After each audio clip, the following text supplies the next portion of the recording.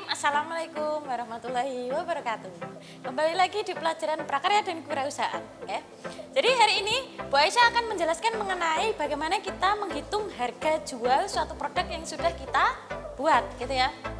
Jadi kalau selama ini kalian kemarin saya tanyakan bagaimana menurut kalian pelajaran prakarya dan kewirausahaan, banyak yang menjawab Bu, menyenangkan Bu karena prakteknya, menyenangkan karena banyak kita menciptakan sesuatu, berkreasi dan berinovasi. Tapi saya tidak suka dengan teorinya. Ya memang tidak dapat dipungkiri bahwa pelajaran di SMA itu akan ada teorinya semua ya. Tapi tenang saja, kalau di prakarya dan kewirausahaan teori nggak usah dihafalkan.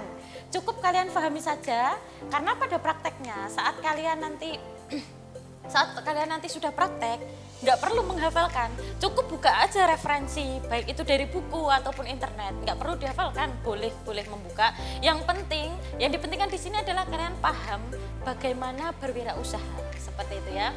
Baik itu dari perencanaannya maupun bagaimana cara menentukan harga jual suatu produk sehingga kita tidak mengalami kerugian, gitu ya. Oke, nah sekarang ini nanti akan Bu Aisyah kupas mengenai bagaimana menghitung harga jual suatu produk gitu ya. Oke, ini nanti akan saya jelaskan mengenai menentukan harga jual untuk satu produk saja ya. Karena nanti akan berbeda saat kita menghitung 10 produk, 50 produk, bahkan 100 produk, itu akan berbeda. Oke. Ya. Kita belum terlepas dari contoh yang sudah Ibu berikan, yaitu membuat bantal laptop. Oke. Jadi hal pertama yang perlu kita lakukan adalah membuat daftar ya, membuat daftar bahan yang diperlukan dan juga daftar harganya. Ini bahan-bahan yang diperlukan untuk membuat satu bantal laptop. Ingat dan digarisbawahi, satu bantal laptop, bukan lebih dari satu, oke? Jadi semua yang ada di sini, harga ini kebutuhannya untuk satu bantal laptop ya. Nah, di sini kita lihat daftarnya. Yang pertama ada multiplex. Multiplex itu apa? Oke, saya ambilkan dulu barangnya ya. Yang disebut multiplex itu adalah ini. Ini multiplex. Multiplex itu seperti triplek tapi dia berlapis dan bahannya itu lebih bagus, gitu ya. Nah, ini yang dinamakan multiplex. Itu harganya ukuran segini. Harganya 40.000 ya. Kisaran 40.000, tapi ini untuk prakteknya kemarin kita survei 40.000 untuk membuat satu produk ini. Terus untuk aksesoritas yang dimaksud di sini adalah ini pengaitnya ini, pengait dan juga aksesoris untuk memanjang dan memendekkan ini. Dan ada satu lagi yaitu resleting. Ini Bu Ais jadikan satu karena biar lebih mudah ya. Aksesoris tas itu harganya 35.000, rinciannya itu tadi ya, pengait dan juga resleting gitu. Selanjutnya ada kain. Kainnya itu ini, kain untuk membuat bantalnya dan juga membuat selempangannya. Ini kainnya membutuhkan 15.000 ya. Segini ini semua harganya 15.000. Terus berikutnya adalah dakron. Dakron itu yang di dalamnya ya biar empuk ini biar empuk gini, biar jadi bantal. Itu segini itu hanya membutuhkan 5.000 aja ya. Terus ongkos jahit, karena ini agak susah ya, karena menggabungkan antara kain dengan multiplex. Jadi didandak nih apa ya? Ya didandak kayak bahasa Indonesianya apa ya? Saya nggak tahu. Itu ongkos jahitnya sebesar 30.000. Terus dan juga ini untuk membuatnya kan perlu disambungkan ini, perlu disambungkan. Ini kita membutuhkan listrik untuk membuatnya. Jadi di sini dicantumkan harga listrik sebanyak 20.000. Oke. Nah, sekarang di sini ada harga sewa. Ya kan? Harga sewa apa ini? Sewa, bukan sewa listrik ya. Maaf, salah ini. Listrik tidak untuk disewakan. Oke. Maksudnya di sini adalah sewa lahan. Kenapa sewa lahannya 0 tapi tetap saya masukkan ya? Karena ini kita akan membahas jenis-jenis karakter biaya dulu ya. Jadi ini tadi kan daftar, sudah kita daftar ya. Nah, ini nanti termasuk apa? Multiplex, aksesoris tas, kain dakron. Nah, itu termasuk biaya yang mana? Itu. Nah, itu kita harus mengenal dulu ini nanti jenis-jenis biaya ini. Biaya overhead itu apa, biaya variabel itu apa, biaya tetap itu apa. Oke, jadi di sini saya masukkan ya.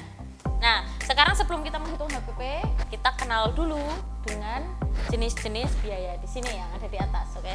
Ya, kita bahas satu-satu. Yang pertama adalah biaya overhead. Biaya overhead ini adalah biaya yang tidak berhubungan secara langsung terhadap proses produksi. Tetap di sini adalah biaya yang dikeluarkan untuk membuat satu produk bantal ya.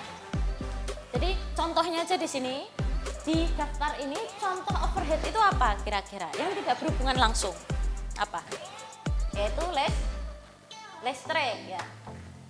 Listrik itu memang komponen untuk membuat produk bantal laptop, tapi dia tidak berhubungan langsung. Maksudnya tidak berhubungan langsung itu kan bukan bahan dan juga bukan alat. Ini hanya faktor pendukung saja ya listriknya itu, maka dia termasuk biaya overhead. Selain biaya listrik apa yang kira-kira pendukung di sini? Apa? Yaitu yang bawah sendiri nih ya, sewa lahan. Sewa lahan ini termasuk biaya pendukung, ya kan? Dia tidak berhubungan langsung dengan ini, dengan produksi, gitu ya. Itu yang dimaksud dengan biaya overhead. Sekarang kita mengenal biaya variabel ya. Biaya variabel itu apa? Di sini bukan pengertian tapi ini contohnya ya. Contohnya adalah untuk pembelian bahan. Berarti pengertiannya apa biaya variabel itu? Biaya variabel itu adalah biaya yang dikeluarkan untuk produksi yang dapat berubah-ubah. Dia tergantung dengan jumlah produksinya. Gampangannya gini, contohnya. Untuk membuat satu bantal laptop itu membutuhkan kain sebanyak 1 meter ya. Kain sebanyak 1 meter. Kalau kalian ingin memproduksi 5 bantal laptop, apakah juga hanya membutuhkan 1 meter kain? Otomatis kan dikalikan 5 ya kan. Kalau 1 bantal itu membutuhkan 1 meter, berarti untuk 5 bantal membutuhkan 5 meter. Otomatis biayanya bertambah apa berkurang? Apa tetap? Kan dia akan bertambah ya. 1 meter kain untuk 1 bantal itu harganya 15.000. Otomatis kalau kita membuat 5 bantal, berarti kan membutuhkan 5 meter kain. Berarti 15 kali 5 berapa? 75.000 gitu. Nah, dia kan berubah, ya kan? Kalau semakin banyak produknya akan semakin bertambah biayanya. Itulah namanya biaya variabel. Dia itu biaya dapat berubah-ubah tergantung apa tadi? Jumlah produknya, gitu ya. Gampang kan? Gampang. Oke. Biaya tetap sekarang. Kita masuk ke biaya tetap. Biaya tetap itu ya kebalikannya. Biaya variabel dan biaya tetap itu berkebalikan ya. Ini bukan peng ya, tapi berkebalikan, oke? Tuh. Kenapa berkebalikan? Kalau biaya variabel itu dia berubah-ubah, tergantung dengan jumlah produksinya, berarti biaya tetap apa? Dia tidak berubah. Dia tidak berubah dan tidak tergantung oleh jumlah produksinya. Contoh saja, biaya tetap itu kalau di sini contohnya adalah pembelian alat ya. Contoh kita membutuhkan alat jahit untuk menjahit kain, ya kan? Lah apakah setiap produksi kamu memproduksi 1 bantal? Apakah kalau kalian memproduksi 10 bantal mesin jahitnya juga harus bertambah? Kan tidak gitu. Jadi dia ini biayanya tetap ya. Biaya tetap di mana dia tidak dipengaruhi oleh jumlah produksinya. Mau memproduksi 10, mau memproduksi 100, itu biayanya tetap sama gitu ya. Oke.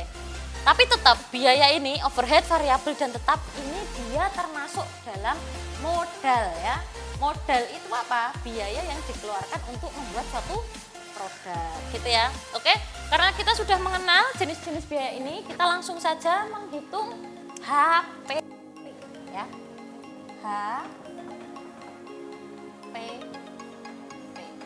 Kita kenal dulu sekarang. HPP itu apa? Apa nak HPP? HPP itu adalah harga pokok produksi ya. Harga pokok produksi. Oke. Nah, namanya harga pokok produksi nggak usah dihafalkan artinya apa, oke? Kalian cukup pahami aja apa itu HPP, gitu ya. Nah, itu nanti penerapannya di mana? Nah, itu cukup dipahami aja. Harga pokok produksi. Di sini sudah jelas ya. Namanya harga itu kan mesti biaya, berhubungan dengan biaya, berhubungan dengan uang. Pokok itu kan yang utama, produksi. Berarti itu adalah uang yang dikeluarkan untuk memproduksi, gitu ya. Berarti harga pokok produksi ini bahasa gampangannya apa? Modal, ya. Kalian pasti tahu modal kan ya, masa nggak tahu modal? Ya. Modal itu apa? Namanya modal itu adalah apa ya? Modal itu sesuatu yang harus kita miliki dulu untuk, kalau di sini modal adalah biaya. Jadi uang yang harus kita miliki untuk memproduksi. Jadi apakah untuk membuat bantal itu tiba-tiba bisa jadi bantal kan enggak? Kita harus beli dulu multipleknya, harus beli dulu aksesorisnya, kainnya dan lain sebagainya. Itu membutuhkan uang enggak? Membutuhkan uang. Lah uang yang dikeluarkan itu namanya apa? Modal. Nah modal itu bahasa dalam prakarya apa? HPP. Gitu ya. Sama ini, enggak beda ya. Ini sama. Gitu. Itu gampangannya gitu. Oke. Nah sekarang untuk menghitung HPP gimana Bu rumusnya? Sudah saya jelaskan kemarin bahwa tidak ada rumus untuk menghitung HPP. Cukup kalian pahami aja ini konsepnya. HPP itu adalah menggabungkan semua uang yang dikeluarkan untuk membuat suatu produk. Nah berarti dari mana kalau dari sini? Ya dari daftar yang sudah kalian buat tadi ya. Ini kan sudah membuat daftar pengeluarannya apa saja bahannya. Nah dan bahannya itu membutuhkan biaya berapa. Nah ini tinggal ditambah aja ini ya. Ditambah. Tambah semua. 40 tambah 35, 75 ya. 75 ditambah 15 berapa? 9. 75 ditambah 15, 90. 95 kan ditambah 5.000, 95 tambah 30, 125. 125 tambah 20, 145 ya. Ini 145.000 ya. Sudah ketemu kan? Ini apa ini? HPP ya. Ini HPP atau yang disebut dengan modal. Berarti, untuk membuat satu bantal laptop saya harus menyiapkan uang yang saya keluarkan nanti sebesar 145.000. Oke. Nah sekarang kita menentukan harga jualnya. Nah kalau kita membutuhkan 145.000 untuk membuat satu bantal, berapa terusan harga jualnya? Apakah juga 145.000? Iya enggak? Berapa? Kalau kalian menjual dengan harga 145.000 itu namanya apa ya namanya? Tidak, ya namanya Bu. Itu titik menemukan titik impas nanti. Enggak untung, enggak rugi. Jadi kalian cuma balik modal aja. Tadi mengeluarkan uang 145.000, baliknya juga 145.000. Terus dapat apa kamu? Kan nggak dapat apa-apa gitu. Itu namanya bukan wirausaha. Jadi kalau saat kita berwirausaha, otomatis kita memperhitungkan pendapatan. Nanti kita dapat untung berapa, kita dapat laba berapa gitu ya. Berarti kalau nanti ada soal ataupun kalian menemui permasalahan ini di dunia nyata kalian, nah itu jangan hanya menambahkan pengeluaran semua, habisnya 145, saya jual dengan harga 145, bukan seperti itu, tapi harus menentukan dulu labanya itu berapa yang kita inginkan gitu ya. Nah ini sudah ketemu dengan HPP ya, dengan modalnya tadi. Sekarang kita mencari yang namanya harga jual. Bentar. Ini sudah ya, kita hapus dulu.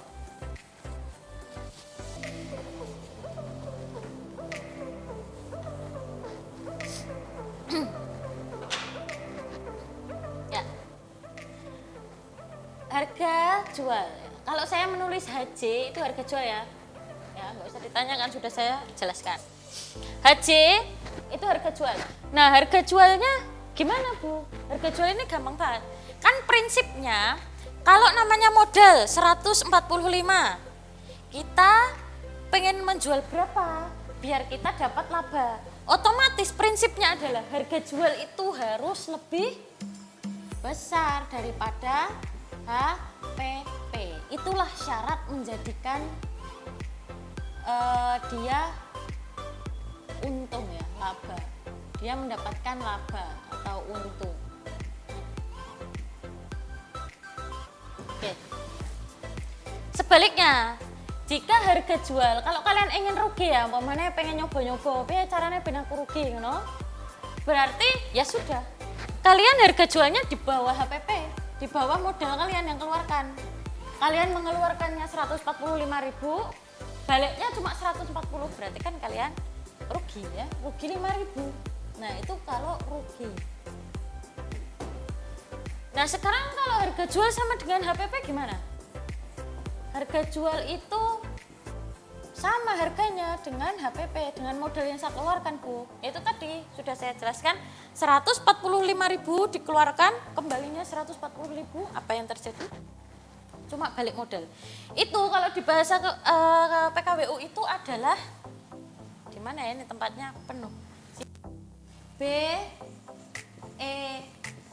Apakah BEP itu? Kalian sudah kelas 12 seharusnya masih ingat. Ini ada di pelajaran kelas 10 dan kelas 11, oke?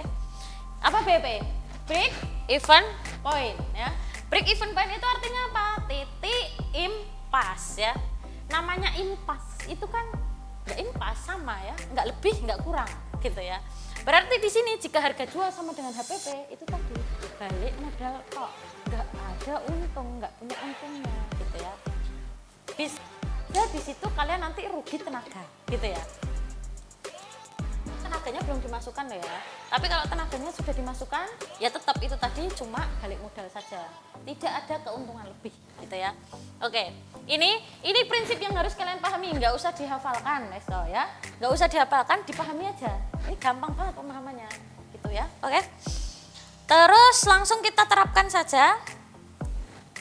Kita hapus dulu. Ini sudah ya. Udah.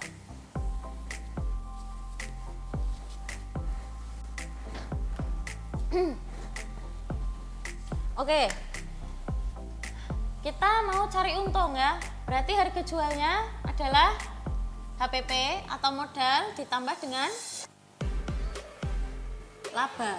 Nah, sekarang laba. Nah, caranya nyari gimana tuh Bu? Caranya gimana? Gak usah dicari, ditentukan aja sendiri ya. Jadi laba itu yang menentukan penjualnya sendiri, yang menentukan kalian sendiri yang memproduksi, oke? Mau laba 5% boleh, mau laba 10% boleh, mau laba 50% atau 100% pun boleh. Kalau kalian, saya menghabiskan 145.000 untuk modal. Saya pengen balik modal dan punya keuntungan sebesar 100%. Berarti 100% dari 145 kan 145 juga. Berarti nanti 145 berarti 290 ya, 290.000. Enggak masalah sih, enggak masalah. Laba 100% enggak masalah. Asalkan itu bisa bersaing dengan produk yang setara. Nah, sekarang kalau produk yang setara di pasaran sana harganya cuma 150, kalian jual dengan harga 290, apa yang terjadi? Bisa-bisa punyamu nggak laku gitu ya. Padahal kualitas juga bagus sana semuanya gitu. Jadi harus kalian pertimbangkan, jangan terus melonjak. Aku pengen laba segini, langsung labanya besar gitu. Jangan ya. Untuk menentukan laba boleh ditentukan sendiri, tapi jangan lupa menilik harga produk saingan kita, harga produk yang produknya itu sama gitu ya. Jadi jangan asal menentukan laba gitu. Kalau masih awal ya labanya dikit aja, yang penting cari pasaran dulu gitu ya. Oke, di sini Bu Esa contohkan ingin mendapatkan laba sebesar 10% ya. Berarti laba, ini kan belum ada rupiahnya tadi ya, berarti dicari dulu laba yang saya inginkan kan 10% ya toh. Nah 10% itu dalam bentuk rupiahnya gimana Bu? Gimana? Berarti 10% dari apa? Dari HPP ya. 10% itu kan 10 per 100 dikali tadi HPP-nya berapa? 145.000. Coret aja. Berapa ini? 14.500, oke? Gitu ya. Jadi 14.500 itu diingat-ingat itu adalah laba ya. Bukan harga jual, bukan HPP. Diingat-ingat ya. Laba itu 14.500 itu laba. Karena kenapa Bu Aisyah bicara seperti ini? Karena kebanyakan dari kalian saat kalian tes itu berhenti sampai laba, ketemu laba 14.500 pemenangnya. Yang ditanyakan harga jual yang kalian tulis 14.500 itu bukan harga jual ya, itu hanya laba. Kalau mencari harga jual ya ditambah dulu dengan HPP atau ditambah dulu dengan modal yang dikeluarkan, gitu nggih. Sekarang dinalar aja orang modal yang keluar 145.000 masa harga jualnya 14.500. Itu rugi banyak sekali gitu ya. Berarti harga jualnya berapa? Ditambah modalnya yang dikeluarkan 145.000 ditambah dengan laba. Labanya tadi berapa? Ketemu 10% itu adalah 14.500. Berarti harga jualnya adalah 159.500. Gitu ya. Ini dari pengalamannya Bu Aisyah, anak-anak yang kemarin-kemarin itu pasti inginnya, Bu ini dibulatkan aja Bu, 160.000 aja gimana tuh Bu? Gitu umpamanya. Sebenarnya nggak masalah, tapi itu berarti labamu bukan 10% gitu ya. Jadi kenapa walaupun angkanya janggal, ya biarkan saja seperti itu gitu ya. Karena itu nanti akan mempengaruhi hargamu. Sekarang kalau dihitung memang ini cuma sampai ke 160 itu kan cuma kacanya 500 ya. Ya toh, kacanya cuma 500, ya 500 toh. Nah, tapi 500 itu akan sangat berdampak jika produk kalian banyak, gitu ya. Jadi kaca 500 itu dengan apa ya, dengan produk pesaing, pemane, dia harganya 160, terus punyamu harganya 159.500 itu bisa kemungkinan dia lari ke kamu karena kamu lebih murah walaupun hanya 500, gitu ya. Jadi ya sudah biarkan saja seperti ini, nggak usah dibulatkan. Kalau kalian memang sudah menetapkan laba kalian berapa, gitu ya. Oke, ini sudah ketemu harga jualnya, mudah bukan untuk mencari harga jual, tinggal cari aja HPP. HPP itu apa? Sekali lagi HPP itu apa? HPP itu adalah modal ya, uang yang dikeluarkan. Apa rumusnya? Nggak ada rumusnya, tinggal ditambah aja. Semua uang yang dikeluarkan untuk membuat produk itu ditambah. Udah gitu aja, itu ketemu modal ya, ketemu modal. Terus harga jualnya bagaimana caranya tadi? Harga jualnya tinggal modal tadi ditambah dengan laba. Laba didapat dari mana? Kita tentukan sendiri, oke? Jadi sebenarnya di sini saya tambahkan, sebenarnya laba itu tidak perlu dipersenkan ya. Boleh aja kamu 145.000 Bu, saya ingin labanya 5.000 aja. 5.000 aja, jadi nanti harganya 150.000. Nggak masalah. Ya, tapi kenapa di sini contohnya Bu Aisyah adalah dipersenkan? Karena ini nanti jika kalian memproduksi dalam jumlah banyak, itu akan mempermudah kalian menghitung persenannya untuk labanya. Oh, laba saya mendapatkan laba 50% dari pengeluaran saya, gitu. Itu akan mudah terdeteksi ya, akan mudah terlacak kalau memakai persenan daripada kalian menggunakan rupiah, gitu ya, gitu. Oke. Itu saja, cukup sekian dari saya untuk menghitung HPP dan juga harga jual. Jangan lupa di situ nanti ada BEP. BEP itu apa? BEP itu adalah sebuah kondisi ya. BEP tadi bukan suatu bukan harga, tapi BEP itu adalah kondisi di mana tidak ada untung dan tidak ada rugi, gitu ya. Mungkin cukup sekian dulu untuk bagaimana kita menentukan harga jual dari suatu produk, tapi ingat ini hanya untuk satu produk ya. Nanti akan Bu Aisyah berikan contoh lagi untuk lebih dari satu produk karena itu nanti menghitungnya akan berbeda. Silahkan kalau ada saran atau ada kritik disampaikan kepada Bu Aisyah, boleh lewat WA, boleh juga lewat GCR kelas PKWU. Bila ada yang perlu ditanyakan silahkan ditanyakan, kalau ada yang dibingungkan silahkan ditanyakan juga. Semoga dengan video Bu Aisyah ini bisa mempermudah kalian semua dalam memahami bagaimana menentukan harga jual, bagaimana kita menentukan laba yang ingin kita peroleh, seperti itu ya. Semoga kalian bisa mempraktekkan, bisa menjadi wirausahawan yang sukses, bukan orang pegawai, gitu ya. Mungkin cukup sekian dulu. Jangan lupa tetap semangat belajar walaupun dalam kondisi apapun, terutama dalam pandemi seperti ini. Tetap disiplin di rumah walaupun tidak diawasi oleh Bapak Ibu guru. Oke? Jadi cukup sekian dari kami. Wassalamualaikum warahmatullahi wabarakatuh.